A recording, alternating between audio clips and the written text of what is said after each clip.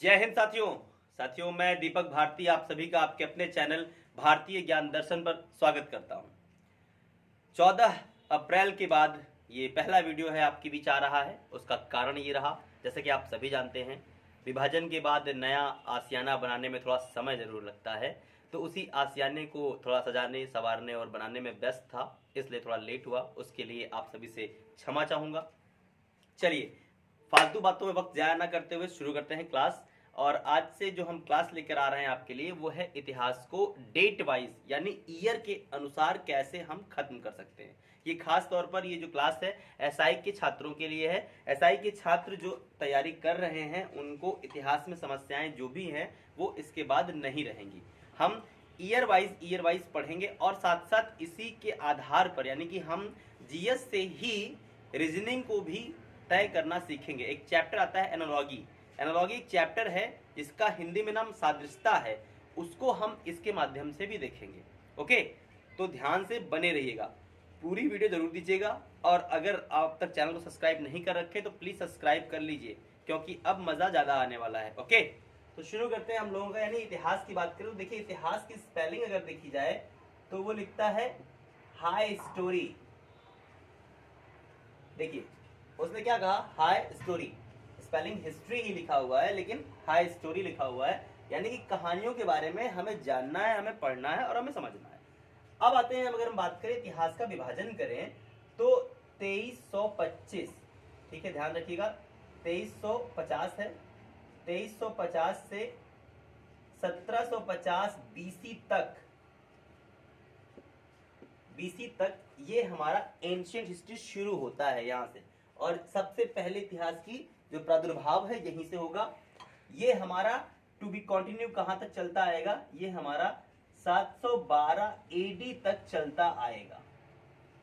अब आती है बात कि सर इतिहास तो आप शुरू कर रहे हो, ठीक है, बहुत से लोगों के दिमाग में एक प्रश्न भी होगा, आप भी कर रहे होगे और कमेंट्स जी भर के करिएगा, ठीक है, कि सर इससे क्वेश्चन नहीं आते हैं। जी हाँ बिल्कुल, इससे क्वेश्चंस बहुत कम आते हैं। एंशिएंट हिस्ट्री से अगर बात की जाए तो क्वेश्चंस बहुत कम फंसते हैं, लेकिन एंशिएंट हिस्ट्री के साथ साथ इसमें हम रीजनिंग को लेकर के आएंगे।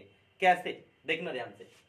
हम यहां से सिर्फ यहां तक चलने का सफरनामा तय करेंगे। मे बी आज आपकी 20-25 मिनट की वीडियो में जितना भी मैं ईयर को टच कर पाऊंगा कोशिश करूंगा अधिक से अधिक, ताकि कुछ छूटे भी ना और अधिक से अधिक हो जाए। तो शुरू करते हैं 2350 बीसी से अगर हम बात करते हैं। देखिए ध्यान से, यहीं से खेलना शुरू करेंगे। 2350 से 1750 बीसी, ये जो समय काल है ये सिंधु घाटी सभ्यता का समय काल है, ठीक है, यहाँ पे लिख दूं मैं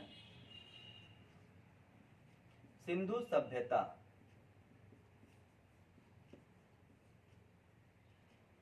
ठीक, सिंधु सभ्यता। अब देखना ध्यान से, इसमें ध्यान से आना, यहाँ पे ये जो समय काल हमारा है ये एनसीईआरटी कहती है, परंतु यूपी मतानुसार, एक यूपी के मतानुसार भी इसका समय काल है, वो है 2500 ईसा पूर्व से 1750 ईसा पूर्व माना जाता है। ठीक है, ये यूपी लिखा हुआ है, यूपी टैगलाइन साथ में दिया हुआ है, क्योंकि कुछ भी हो सकता है, क्योंकि एसआई के पेपर में यूपी एसआई की तैयारी कर रहे हैं आप, तो यूपी के मतानुसार भी वो समयकाल हो सकता है। ठीक, सिंधु घाटी सभ्यता का जो जन्म है वो कैसे हुआ, कैसे इसका जन्म हुआ है, कैसे इसकी कहानी है, क्या होती है कहानी। तो कहानी की शुरुआत होती है 1826 से। 1826 एडी की बात करते हैं।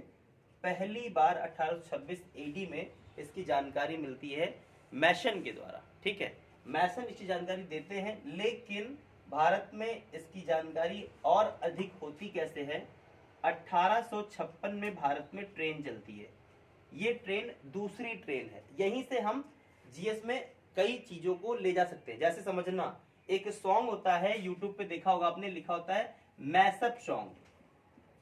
मैसअप सॉन्ग यानी कि अगर हम बात करते हैं गाना, मैसअप सॉन्ग आपने सुना होगा। मैसअप सॉन्ग की जगह पे मेरा ये क्रिएटिविटी है, ये मेरा तरीका है मैसअप जीएस।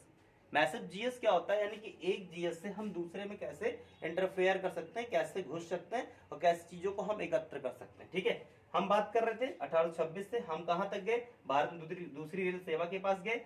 तो पहली रेल सेवा भारत में कब शुरू हुई थी, यहाँ पे एक प्रश्न बन जाता है। ठीक है, ये हिट क्वेश्चन है। ठीक है, पहली रेल सेवा, देखिए मैं सिर्फ संकेत में कुछ चीजों को लिखूंगा ताकि आप उस चीजों को सुनने के ज्यादा याद होगा, लिखने पे बहुत कम मैं बिलीव करता हूं। तो 16 अप्रैल 1853 को भारत में पहली ट्रेन चलाई गई थी, ये पहला आपका क्वेश्चन रहा, यानी कि 16 अप्रैल रेल दिवस, ठीक है। यानी कि 16 अप्रैल को यानी कि रेल दिवस बीता, अभी हाल ही में रेल दिवस बीता। और आप जान भी रहे होंगे 10 अप्रैल से 16 अप्रैल तक हम सभी ने मनाया रेल सप्ताह, ठीक है। ये रेलवे वीक होता है, ठीक है, इसे बोला जाता है रेलवे वीक। रेल सप्ताह खत्म हुआ है, ठीक। चलिए आगे बढ़ते हैं।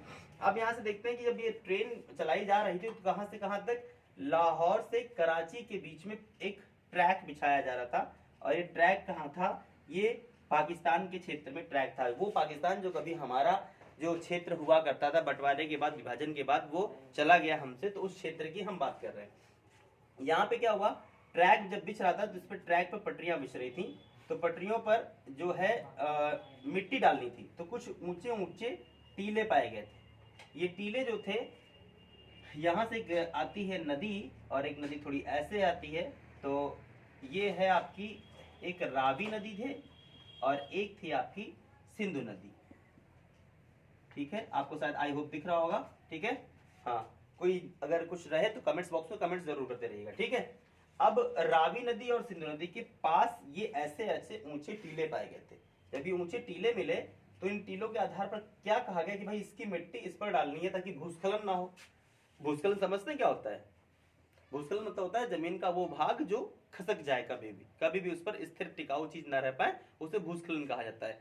तो अब होता क्या है कि जैसे ही यहाँ पे देखते हैं कि इस मिट्टी को डालने की बात आती है, यहाँ से जैसे ही मिट्टियां लाकर यहाँ डाली जाती हैं, तो जब मिट्टी इनको भरना शुरू करते हैं तो यहाँ पे जैसी खुदाई होती है, कुछ खुदाई होती है, तो यहाँ से कुछ ईंट निकलते हैं, पक्की ईंट हुए या तमाम दबी हुई चीजें मिली। जैसे कि आपके जब घर बनते होंगे, कभी आपका जब कभी घर बने, पिताजी घर बनवाएं या आप कभी भविष्य में बनवाएंगे, तो जब बुनियाद खोदी जाती है तो बुनियाद में बहुत चीजें मिलती हैं।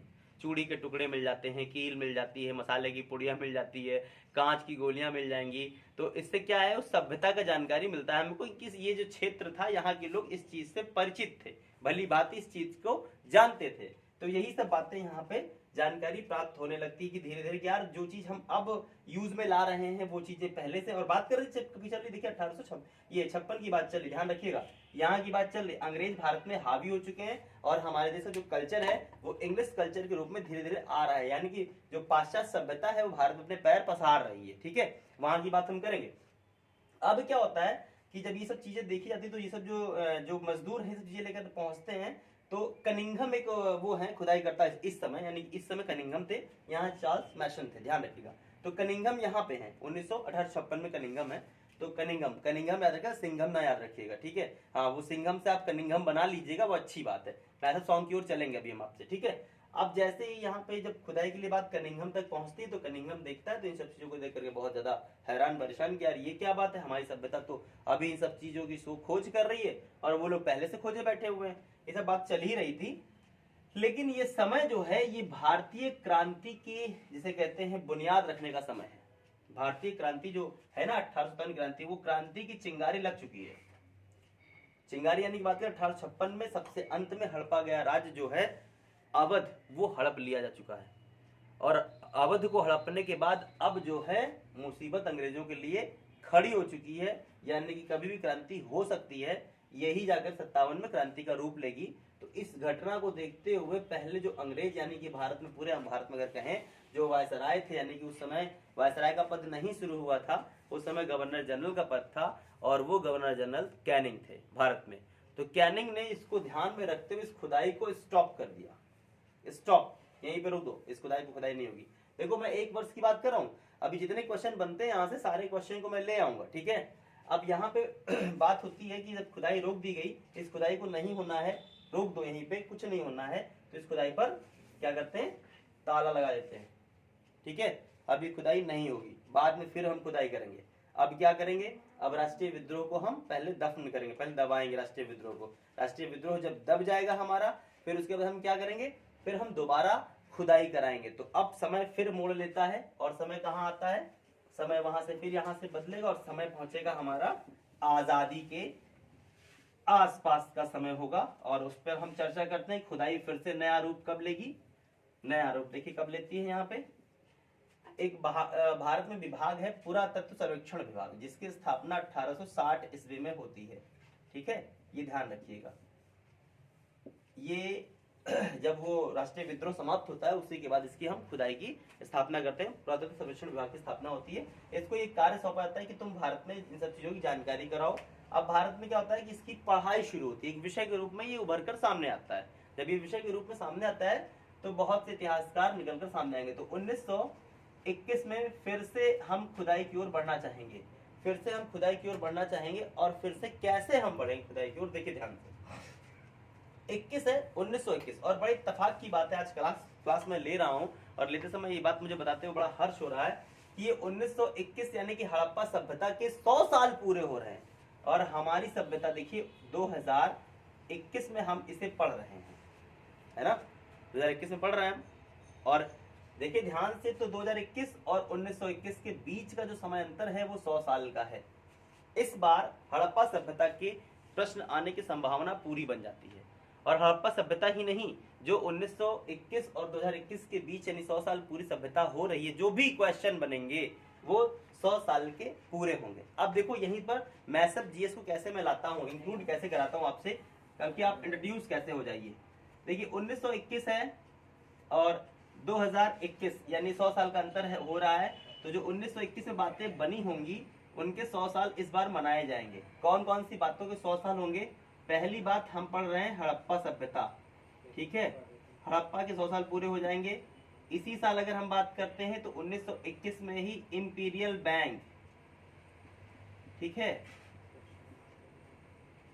इंपीरियल बैंक अब नहीं रहा। इंपीरियल बैंक का नाम आप हमें कमेंट्स में करिएगा, इंपीरियल बैंक अब किस रूप में कार्य कर रहा है। ओके, फिर बात करते हैं यहाँ पे 1921 में ही एक विद्रोह है जिसका नाम है मोपला विद्रोह। मोपला विद्रोह आपको शायद याद होगा 2018 में 100 साल पूरे हुए थे एक विद्रोह के। उड़ीसा में एक विद्रोह हुआ था जिसके 200 साल पूरे हुए थे। कमेंट्स बॉक्स में कमेंट्स करिए जरूरगा कि वो उड़ीसा का विद्रोह था, 200 साल पूरे हुए थे, जिस पर रामनाथ कोविंद जी ने उस पर पुरस्कृत किया था, अलंकृत किया था। तो मुझे उस विद्रोह का नाम आप हमें कमेंट्स बॉक्स में करेंगे।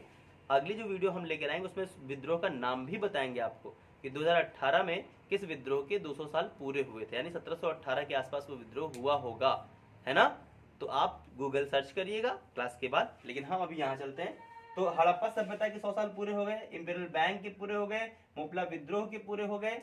और अगर हम बात करते हैं तो यहाँ पर नई दिल्ली की राजधानी बनने के 100 साल। नई दिल्ली, भाई देखो ध्यान से, दिल्ली और नई दिल्ली में अंतर है।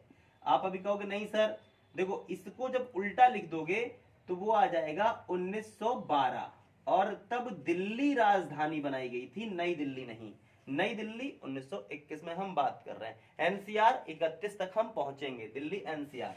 फिर यहाँ पे बात करते हैं, देखिए इसमें और कौन सी घटना घट जाएगी। मोपला विद्रोह ये हो गया। एक और आती है यहाँ पे अकवर्थ कमेटी, अकवर्थ समिति। ये क्या होती है भाई, अकवर्थ समिति क्या है? अकवर्थ समिति की अगर हम बात करते हैं तो ये रेल बजट को अलग पेश करने वाली समिति की सिफारिश थी, जिसके सिफारिश पर 1924 में हमने रेल बजट को अलग पेश किया था, 24-25 में। फिर बात करते हैं 1921 में ही अगर हम बात करते हैं तो लखनऊ को राजधानी घोषित कर दिया गया था, ठीक है, जो 25 में राजधानी बन गई थी पूर्ण रूप से। तो लखनऊ की राजधानी बनने के यानी उत्तर प्रदेश की जो इसमें वर्तमान राजधानी है वो 1921 में घोषित हुई थी और 25 में उसे कार्यवाहक रूप से अपना लिया गया था। ये बात बिल्कुल ध्यान रखिएगा, क्योंकि इलाहाबाद के बाद लखनऊ ही हमारी राजधानी बनेगी। इलाहाबाद की अगर हम बीच में बात करते हैं तो फैजाबाद ट्रांसफर जरूर की गई, लेकिन हुई नहीं थी, ठीक है। अब बात करते हैं यहाँ पे कि 1920 में एलयू का जो स्थापना वर्ष है वो 100 साल पूरे हुआ, लेकिन वास्तविकता में देखा जाएगा तो एलयू लखनऊ यूनिवर्सिटी के 1921 में 100वें साल पूरे होंगे, ठीक है। कैसे होंगे ये समझ लीजिएगा, क्योंकि 1921 में उसकी जो स्टेबल्स कार्य पूर्ण था वो पूर्ण हुआ था, तो 2021 में उसके पूर्ण हो जाएंगे। ये है हमारा मैसअप जीएस। एक से हम दूसरे की ओर कैसे बढ़ते हैं, दूसरे से तीसरे की ओर कैसे बढ़ते हैं, प्रश्न रुकेगा नहीं। ये एक अंताक्षरी की तरह होता है, एक प्रश्न जहां छूटता है, खत्म होता है, वहीं से हमें अगला निकाल लेना है। ठीक है, तो हम बात कर रहे हैं कि हड़प्पा सभ्यता की पुनः खुदाई कैसे होती है और क्यों होती है और कब होती है, तो वो जरा ध्यान रखेंगे आप। अब देखिए ध्यान से अगर हम बात करते हैं यहाँ पे, जब हमारे यहाँ पे पुरातत्व सर्वेक्षण विभाग बन गया, यानी कि 1860 में जब सर्वेक्षण विभाग बनता है, तो हमारे यहाँ 1921 में खुदाई फिर से होती है। और भारत के उस समय सर्वेक्षण विभाग के जो अध्यक्ष बनाए गए, जो डायरेक्टर बनाए गए, वो बनते हैं राय बहादुर दयाराम साहनी। राय बहादुर, ये राय बहादुर इनका नाम है। ठीक है, राय बहादुर इनका नाम है, दयाराम साहनी। ये जो साहनी है, दयाराम साहनी, ये इनकी उपाधि, राय बहादुर की उपाधि दी जाती थी पहले लोगों को।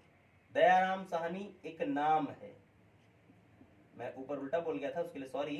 ठीक है, राय बहादुर की उपाधि अंग्रेज लोग पहले देते थे, ये उपाधि है। ठीक है, अच्छा, उपाधि, भारत में उपाधियों का शायद अंत हो चुका है ना, तो आप मुझे बताओ उपाधियों का अंत भारत में किस वर्ष किया गया, किस अनुच्छेद में है, नहीं ये ना मुझे बताइएगा आप। ठीक है, क्योंकि आईपीसी की क्लास भी आपकी मैं ही लूंगा, और आईपीसी में जब इन सब बातों का जिक्र करेंगे हम, तो कैसे इन बातों का जिक्र होगा वो सब बताएंगे। तो आप मुझे बताओ भारत में उपाधियों के अंत कब किए गए, और उपाधियों के अंत के लिए प्रस्ताव किसने दिया था, सुझाव किसने दिया था, और किस प्रधानमंत्री के द्वारा भारत में उपाधियों का अंत पूर्ण रूप से कर दिया गया था। प्रश्न को सुन लीजिए एक बार फिर, भारत में पूर्ण रूप से उपाधियों का अंत किस प्रधानमंत्री के द्वारा किया गया था, किस वर्ष किया गया था। ओके, चलिए आगे बढ़ते हैं। तो जो राय बहादुर दयाराम साहनी महोदय हैं, उन्होंने क्या काम किया, उन्होंने इसका ठेका लिया, जिम्मा लिया कि भाई मैं खुदाई करवाऊंगा। ठीक है, चलो भाई खुदाई कराओगे, लेकिन हड़प्पा सभ्यता यानी कि सिंधु घाटी सभ्यता का एक प्रसिद्ध नाम हड़प्पा सभ्यता, और अगर हम बात करते हैं तो सिंधु घाटी सभ्यता का ही दूसरा नाम कह ले हड़प्पा सभ्यता है। तो ये सभ्यता पहले कहां से कहां तक इसका डायमीटर है, कहां कहां से इसका क्षेत्रफल है, वो पहले हम जान लें, क्योंकि एक प्रश्न क्षेत्रफल वाला दे देता है, लेकिन ये कैसे एनालॉजी में बनेगा, अभी देखते हैं हम कैसे एनालॉजी बनेगा। देखिए बात करते हैं कि ये हमने डायग्राम बना लिया। ऐसे आप जानते हैं जब आप रीजनिंग करते हैं तो दिशा वाला एक प्रश्न होता है, इसमें नॉर्थ पढ़ते हैं आप, फिर साउथ पढ़ते हैं, फिर ईस्ट पढ़ते हैं, और फिर वेस्ट पढ़ते हैं ना, यानी कि पूरब पश्चिम उत्तर दक्षिण पढ़ते हैं। तो उत्तर में मांडा है एक स्थान, ठीक है, मांडा जो कि जम्मू कश्मीर में पड़ता है। तो अब लेटेस्ट में अगर प्रश्न कहा जाए, सिंधु घाटी सभ्यता का उत्तरतम बिंदु जो था वो मांडा किस केंद्र शासित प्रदेश में स्थित है, तो वो है जम्मू एंड कश्मीर में। अब लाइन बदल जाएगी, पहले वहां राज्य लिखते थे, अब हम राज्य नहीं लिखेंगे, इन बातों का विशेष ध्यान दीजिएगा। ठीक है, जम्मू कश्मीर में है JNK। अब यहां से बात करते हैं तो जब साउथ में आएंगे, साउथ में क्या है आपका, दैमाबाद है। ठीक है, ये दैमाबाद है। दैमाबाद कहाँ पड़ता है, ये महाराष्ट्र में है, औरंगजेब का जो है समाधि जहाँ पे औरंगाबाद में, उसके थोड़ी से पहले पे ही है। फिर यहाँ पे आते हैं मेरठ में, यहाँ पे आलमगीर है। ठीक है, आलमगीर। अच्छा, आलमगीर से मुझे एक प्रश्न याद आ रहा है, मध्यकालीन भारत का है। आलमगीर द्वितीय किस मुगल बादशाह को कहा जाता है, और आलमगीर प्रथम किस मुगल बादशाह को कहा जाता है, ये मुझे कमेंट्स बॉक्स में कमेंट्स करिएगा। आलमगीर प्रथम के नाम से किस मुगल बादशाह को जानते हैं, आलमगीर द्वितीय तो एक मुगल बादशाह थे, ठीक है, जिनके समय में कहा जाता है प्लासी का युद्ध भारत में हुआ था। तो आप मुझे बताओ आलमगीर प्रथम के नाम से किस मुगल बादशाह को जाना जाता है। ठीक है, चलो अब देखते हैं आगे। यहाँ पूर्वी बिंदु था, पश्चिमी बिंदु क्या है हमारा, इसका नाम है सुत कांगेडोर है। ठीक है, सुत कोंडा है या सुत कांगेडोर है, इसका कई नाम है, जैसे उच्चारण जैसे प्रोनाउंसिएशन कर लें आप, कोई इसमें विवाद की बात नहीं। सुत काडोर है, सुत कांगेडोर है, सुत कोंडा है, जैसे कह लें, कोई इसकी इश्यू की बात नहीं है। तो ये हमारा एक डायग्राम है। अब अगर मैं इसको एनालॉजी में बनाऊं, एनालॉजी समझते हैं ना प्रश्न, एनालॉजी में कैसे बना सकता हूं मैं, तो एनालॉजी प्रश्न बना रहा हूं मैं आपके लिए। जैसे मैंने यहाँ पे दिया, ऐसे बना देता हूं मैं, देखना, मांडा और ये लगाया मैंने और लिखा कश्मीर, लिख दिया मैंने। ठीक है, दिख रहा है इतना छोटा, बता दे कमेंट्स बॉक्स में, दिख रहा है कितना छोटा दिख रहा है, तो फिर जैसा होगा सब बताइएगा। अब देखिए यहाँ पे मैं फिर लिख दे रहा हूं, यहाँ पे आलमगीर लिख दिया। ठीक है, अब यहाँ पे मैंने ऐसे छोड़ दिया, देखो रीजनिंग का क्वेश्चन बन गया। ठीक है, हम जीएस से रीजनिंग में कैसे एंट्री मारेंगे, ये ऐसे एंट्री मारेंगे। ठीक है, ऐसे बहुत से हैं, अभी जैसे जैसे प्रश्न आएंगे वैसे वैसे मैं एंट्री मारता रहूंगा, आपको बताता रहूंगा मैं, बिल्कुल परेशान मत होइएगा। कोशिश करूंगा कि रेगुलर आपको क्लास दे सकूं अब, क्योंकि जैसे मैंने बताया था थोड़ी व्यस्तता थी, व्यस्तता दूर हो चुकी है, तो अब आपको क्लास मिलती रहेगी, परेशान बिल्कुल मत होइएगा। लॉकडाउन है, लॉकडाउन में घर पे ही कोशिश करिए रहिएगा, जैसे लॉकडाउन खत्म होता है वैसे फिर अपनी क्लासेस ऑफलाइन शुरू कर देंगे और एक नए जोश के साथ। तो यहाँ पे संबंध आपको मिल रहा होगा कि कैसे है, यानी कि मांडा की बात करें तो मांडा कश्मीर में स्थित है, ये इसकी स्थिति बता रहा है। तो आलमगीर कहाँ स्थित है, ये राज्य है, तो राज्य ही दिखाना है आपको, मेरठ नहीं दिखाना है। ऑप्शन में यूपी मिलेगा तो यूपी टिक करेंगे, उत्तर प्रदेश टिक करेंगे। जो संबंध दिखाया जा रहा है वही संबंध हमको लेके चलना होगा।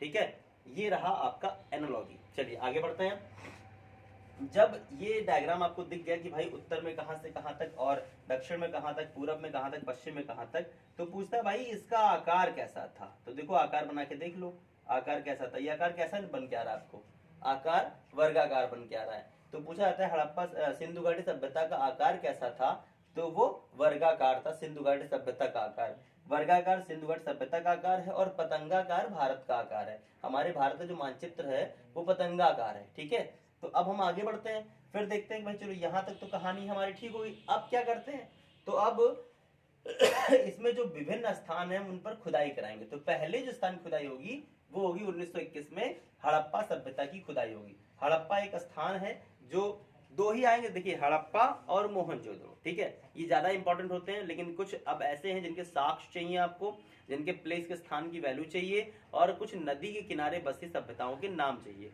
वर्ष तो सिर्फ आप दो ही याद करोगे, एक हड़प्पा एक मोहनजोदड़ो। ठीक है, तो हड़प्पा की खुदाई 1921 में होती है, राय बहादुर दयाराम साहनी करवाते हैं। ये कहाँ सभ्यता है, ये पाकिस्तान के कहाँ पर है, मोंटगोमरी में है या लड़काना में है, ये मोंटगोमरी जिले में है। और किस नदी के किनारे है, ये रावी नदी के किनारे है। ध्यान रखिएगा, रावी, अगर रावी ना दे वो पौरुषणी दे देगा वो, तो ये भी एनालॉजी क्वेश्चन बन जाएगा। एनालॉजी देखिए कैसे, मैं यहाँ पे दे रहा हूँ प्रश्न, देखिए ये मैंने कर दिया हड़प्पा।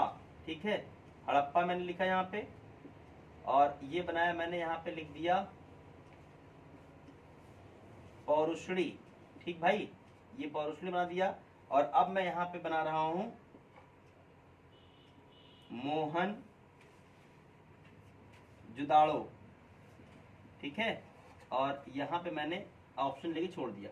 अब प्राचीन नाम ही मिलेगा आपको, प्राचीन नाम लिखे मिलेगा, अस्कनी मिलेगा, ठीक है, शतुद्री मिलेगा, विदस्ता मिलेगा और इंडस मिलेगा। अब आप क्या लगाओगे, अब आपका उत्तर होना चाहिए इंडस, क्योंकि हड़प्पा का संबंध रावी नदी के किनारे सभ्यता है। हड़प्पा पौरुषणी का, यानी पौरुषणी का प्राचीन नाम है। तो मोहनजोदड़ो सभ्यता जो है सिंधु नदी के किनारे है। सिंधु का प्राचीन नाम क्या होगा, यहाँ पे इंडस होगा, इसीलिए तो इंडस वैली सिविलाइजेशन कहते हैं इसको इंग्लिश में। इस पूरे चैप्टर को इंडस वैली सिविलाइजेशन कहा जाता है। ठीक है, तो हड़प्पा सभ्यता यानी कि बात की जाएगी, राय बहादुर दयाराम साहनी ने 1921 में खुदाई कराई, रावी नदी के किनारे है। यहाँ से प्राप्त क्या क्या होगा वो चीजें देखनी होती है हमको। सिर्फ एक मात्र देवी, जो मात्र देवी की प्रतिमा मिट्टी की है वो आप याद रखिएगा। और दूसरी बात फिर यहाँ पे अगर हम बात करते हैं तो पक्की ईंटों के बने भवन। और एक और बात इसमें रखेंगे, आप क्या करेंगे कि यहाँ के जो सड़कें हैं एक दूसरे को समकोण पर काटती हैं। तो सड़कें समकोण पर काटे जाने का अर्थ क्या होता है ये बताइए। अगर सड़कें समकोण पर काटेंगे, जैसे मान लीजिए कोई सड़क यहाँ से आ रही है, कोई सड़क यहाँ से आ रही है, उसे समकोण पर काटते हैं, इसका मतलब ये चौराहे का निर्माण हो रहा है, यानी कि ट्रैफिक सिग्नल व्यवस्था यहाँ पे होगी, ट्रैफिक के नियम कानून यहाँ पे होंगे। जैसा कि आप सभी जानते हैं दुनिया के बहुत कम गिने चुने देश ऐसे हैं जो अपने साइड, यानी ट्रैफिक का रूल है लेफ्ट साइड चलना, यानी कि हम लोग अपने लेफ्ट चलते हैं। ये इंडिया में है, श्रीलंका में है और एक आध देशों में है। अगर और देशों की बात करते हैं तो सबके यहाँ राइट साइड चलने का प्रावधान है।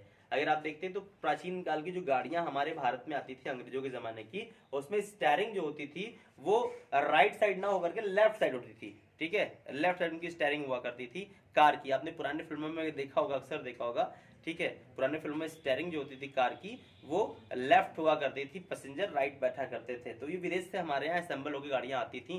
जब हमारे यहाँ असेंबल होने लगी तो हमने अपने नियम के अकॉर्डिंग उनमें जो है कलपुर्जे फिट करना शुरू कर दिया कि नहीं हमारे यहाँ भाई ये नियम नहीं है, हमारे यहाँ ड्राइवर जो होगा वो राइट साइड ही बैठेगा। क्योंकि उसको जब तक अपनी जान की फिक्र नहीं होगी तब तक वो जो है ऐसे गाड़ी जिम्मेदारी से नहीं चलाएगा। ये हमारे आईपीसी में जब ट्रैफिक सिग्नल पढ़ेंगे आप, तो ट्रैफिक सिग्नल में ये भी एक चैप्टर आपका होगा और बड़ा इंटरेस्टिंग चैप्टर है ये, कि हमने किस देश से लिया, कैसे अडॉप्ट किया है। तो जो दाईं ओर व्यवस्था है ये इंग्लैंड की देन थी, लेकिन हमने जो व्यवस्था अपनाई है भारतीय व्यवस्था, ये अमेरिका की देन है और अफ्रीका की देन है। हमने यहाँ से लेकर इस व्यवस्था को कन्वर्ट किया है। ओके, तो चलो आगे देखते हैं। आगे अगर देखा जाए तो हड़प्पा सभ्यता की खुदाई हो गई, फिर 1900 यहीं पर इसकी बात करते हैं, इसी के आधार पर कितने क्वेश्चन बनते हैं।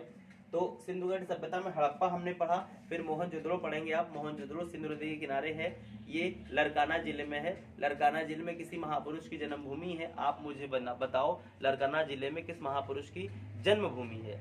ठीक है, कमेंट्स बॉक्स में कमेंट्स करते रहिए फटाफट, ताकि जब भी कमेंट्स आपके पढ़े जाए तो आपका एक चैप्टर रहेगा कमेंट्स आपके, यानी कि प्रश्न आपके उत्तर हमारे, तो आपके कमेंट्स भी पढ़ेंगे उसमें हम। ठीक है, और हाँ, बहुत जल्द एक क्लास हम ये भी लाने वाले हैं कि पारिवारिक संबंधों के बीच जो परस्पर संबंध हमारे हैं वो कैसे हों। सीडीपी को भी लेके चला जाएगा, ईबीएस को भी लेके चला जाएगा।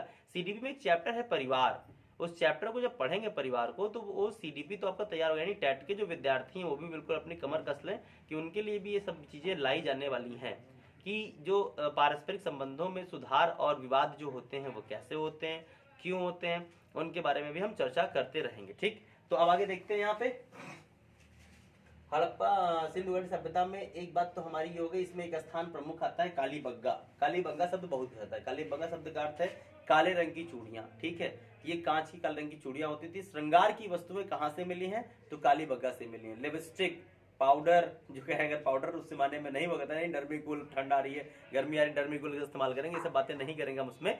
हम चीजों को बताएंगे कि चीजें कैसे हमने जो है मूव ऑन किया है, कैसी चीजों को हमने सीखा है। तो अगर हम बात करते हैं सौंदर्य की जितनी चीजें हैं, आपको अगर मिले कभी पेपर में कहाँ से प्राप्त हुआ है, तो आंख बंद करके सिर्फ कालीबंगा को क्लिक कर दीजिएगा, आपका उत्तर सही हो जाएगा। ठीक है, चूड़ियां वहीं से मशहूर है, लिपस्टिक वहीं से मिली हैं, और कान के बुनके इयरिंग्स वगैरह अगर बात करते हैं तो वहीं से प्राप्त हुए हैं।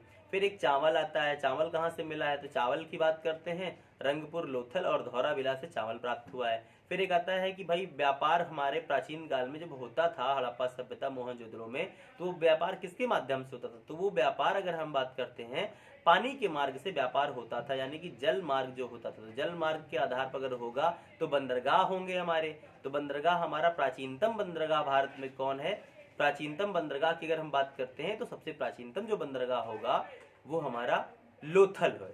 लोथल किस नदी के किनारे है, भोगवा नदी के किनारे है। ठीक है, तो इस चीजों को ध्यान रखिएगा। ठीक, फिर उसके बाद बात करते हैं यहाँ पे घोड़े के साक्ष्य कहाँ से मिले हैं। घोड़े के साक्ष्य की बात करते हैं तो वो सुतकाडोर से मिले हैं। फिर बात करते हैं आगे कहाँ से क्या और चीज मिलेगी, मनका बनाने का कारखाना कहाँ से मिलेगा, वो चहुंदड़ों से प्राप्त होगा, मनका बनाने का कारखाना होगा। जहाज की मोहरें कहाँ से होंगी, वो भी हमारे पास चहुंदड़ों से प्राप्त होंगी। फिर अगर हम बात करते हैं, एक प्रश्न और निकल के सामने आता है हमारे पास, प्रश्न ये आता है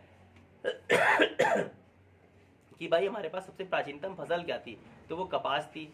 प्रिय पशु क्या था, घोड़ा था। व्यापारिक पशु क्या था, वो भी घोड़ा था हमारे पास। ठीक है, इन सब बातों का बिल्कुल ध्यान रखिएगा। और सबसे बड़ी सभ्यता हमारी कौन सी थी, सबसे बड़ी सभ्यता और प्राचीनतम सभ्यता, दो अर्थ हैं देखिएगा। सबसे बड़ी सभ्यता जो है वो मोहनजोदड़ो की सभ्यता है, सबसे प्राचीनतम वो हड़प्पा सभ्यता है। दोनों के आकार अलग अलग हैं, हड़प्पा के त्रिभुजाकार है, मोहनजोदड़ो के जो है वर्गाकार है, चौपाकार है, ये रहेगा मोहनजोदड़ो का। फिर अगर हम बात करते हैं क्या सिंधु घाटी सभ्यता के लोग लोहे से परिचित थे, तो आप कहोगे जी नहीं, बिल्कुल नहीं। मूवी देख के आप बिल्कुल पागलपन वाली गलती मत करिएगा भैया, मेरे आपसे विनम्र निवेदन है, हाथ जोड़कर निवेदन है कि ये गलती मत करिएगा, क्योंकि मोहनजोदड़ो मूवी में दिखा दिया गया तलवार का, खंजर का प्रयोग दिखा दिया गया है, लेकिन ऐसा है नहीं। क्योंकि लोहे के साक्ष्य 1000 BC में अतरंजी खेड़ा के पास होंगे, तो वहां पे आप लोहे के साक्ष्य पहली बार पाएंगे। अभी हम बात कर रहे हैं 2350 से 1750 BC की बात करें, तो यहाँ पे भी लोहे के साक्ष्य बिल्कुल नहीं मिले हैं। हड़प्पा सभ्यता के लोग बर्छी, भाली, कटार से परिचित थे या नहीं थे, ये बताइए आप। तो बर्छी, भाली, कटार से परिचित थे, लेकिन तलवार से परिचित नहीं थे। बर्छी, भाली, कटार जो है ये पत्थर से बन सकते हैं और चीजों से बन सकते हैं, लेकिन तलवार नहीं बन सकती, तो तलवार से परिचित नहीं थे वो। ठीक है, इन बातों का ध्यान रखिएगा। अब एक प्रश्न और आता है कि सिंधु घाटी सभ्यता के लोगों में जो शव को दफनाने की प्रथा थी या जलाने की प्रथा थी, तो इस पर आप कुछ भी नहीं कह सकते हैं, क्योंकि जलाने और दफनाने की बात अगर करी जाए तो ये सभ्यता की जो इस सभ्यता का जो अंत है वो बाढ़ के कारण हुआ था। और ये सभ्यता जब बाढ़ के कारण अंत हुआ इसका, तो इसमें सभी लोग रात में सो रहे हैं तो सोते ही मिलेंगे आपको, बिल्डिंग नीचे दबे मिलेंगे, तो यानी दफनाने की प्रथा नहीं है। लेकिन प्रश्न बनता है, कुत्ते और इंसान के शव एक साथ कहाँ प्राप्त हुए हैं? तो वो रोपड़ में प्राप्त हुए हैं। ठीक है, ये बिल्कुल ध्यान रखिए। सबसे अधिक नरकंकाल कहाँ प्राप्त हुए हैं? वो मोहनजोदड़ो में प्राप्त हुए हैं। अगर कहा है सिंधु घाटी सभ्यता में मृतकों का टीला किसे कहते हैं? मोहनजोदड़ो को कहते हैं। सिंधु सभ्यता का बाग किसे कहता है? मोहनजोदड़ो का कहा जाता है। ठीक है, तो ये बिल्कुल ध्यान रखिएगा। अच्छा, R37 कब्रिस्तान कहाँ पाया गया था? वो आपका हड़प्पा सभ्यता में पाया गया था। विशाल स्नानागार कहाँ मिला? मोहनजोदड़ो में मिला। अगर और प्रश्न वो आपसे पूछेगा कि अन्य भंडार गृह कहाँ मिले? मोहनजोदड़ो में से ही प्राप्त हुए अन्य भंडार गृह। यानी कि हमारे पास इस सभ्यता में अगर कहें फसल यानी उगाने की प्रथा हमारे पास थी। सबसे बड़ी फसल क्या थी? कपास थी बड़े पैमाने पर। सबसे पहली फसल मनुष्य की क्या थी? मानव द्वारा उगाई गई सबसे पहली फसल थी जौ। लेकिन भारतीयों की पहली फसल गेहूं है। ठीक है, ये बिल्कुल ध्यान रखिएगा। ठीक, तो ये सिंधु घाटी सभ्यता का समयकाल था जो हमने संक्षेप में आपको बता दिया है। अभी यानी कि जब अगली वीडियो आपको अपलोड की जाएगी तो वो आपको मिलेगी वैदिक सभ्यता, यानी कि वैदिक सभ्यता। इसी के बाद हम क्रम से बढ़ेंगे। यहाँ से प्रश्न बहुत कम आते हैं दोस्तों, सच्ची बात ये है, इसीलिए मैंने बहुत संक्षेप में समेटा है, ताकि चीजों को बस एक रैंडमली आपको दिखा दिया गया कि हाँ चीजें कैसे हमें पढ़नी कैसे नहीं पढ़नी। लेकिन मैथ्स जीएस और ये एनालॉजी जीएस, कैसे जीएस से प्रश्न निकलेंगे, इसके लिए निश्चिंत हो जाइए, बहुत मजा आने वाला है। तो आज के लिए इतना रखता हूँ दोस्तों, अगली क्लास में फिर आपसे जल्द से जल्द मुलाकात होगी। तब तक के लिए जय हिंद साथियों।